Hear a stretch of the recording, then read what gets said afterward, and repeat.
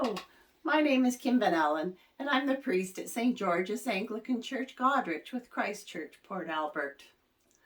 If you haven't already done so, you may like to pause this video and go into our website, stgeorgesgoderich.com. Under Sermons and Blog, you will find our Worship at Home liturgy for today, as well as the text of my sermon.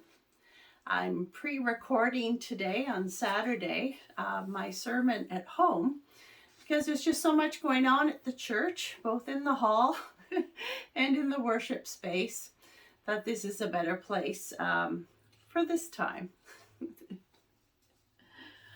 Friends, today we hear a lot of scriptures that remind us that hard times do come in life, but there are ways of getting through them and not getting through them alone. You know, these days, resilience is one of those words that we hear a great deal. It's sort of for me anyway, has become the word of the COVID pandemic. Resilience sounds strong, doesn't it? Full of stamina and enduring all things. We have been resilient the past few years. Here we are, despite the fearfulness that surrounds us. We are here. We pray. We worship. We reach out to others. We carry on in faith. Another word that goes hand in hand with resilience is hope. Hope is a biblical word, one of the few biblical concepts our culture continues to value. Everyone knows that human beings require hope to survive. God knows that we need hope. Let's face it, how can one be resilient without hope? Hope has been called the fruit of our faith. We discover hope within us as we trust in God. Day after day, we can turn to God, pray, pour out our worries, our thanksgivings, our doubt, our love. Oh, for sure, people can try to make their way through the muck of life on their own. We do not have to, though, do we? We do not need to walk through this life alone. Jesus tries to explain this today through the parable of the persistent widow. It's Luke chapter 8, verses 1 to 8. He says that she does not give up when she's confronting the local judge. She wants justice, and she demands the judge do something about it. Now, in those days, widows were dependent on their sons for support. And if they don't have a son or could not find another husband, their future is dim. They are powerless.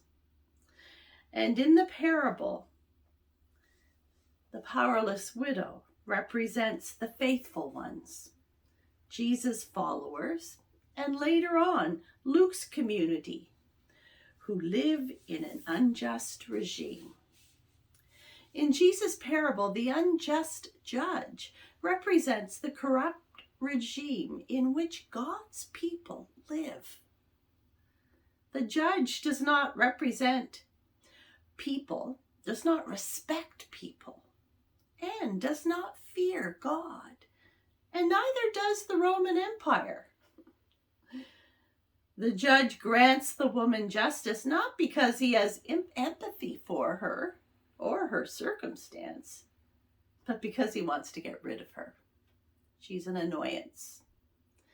The parable asks, if a less than just judge who lacks compassion and faith responds to a powerless widow's demand, how much more will our God respond to the prayers of the faithful? You can see we're talking about two ends of a very long stick. Jesus gives us hope when the going gets tough. He gives us the ability to persist. He helps us persist in prayer, even when God seems distant. Jesus asks, "But when I come again, will I find faith?" Do not lose heart, O faithful ones. God hears your prayer. Keep praying. Never give up. Happy are those who pray. The God who understands, who endures the cross, hears our prayer. The God of love walks with us. The God of new beginnings brings light into darkness. The God who listens to our prayers restores hope. Have a wonderful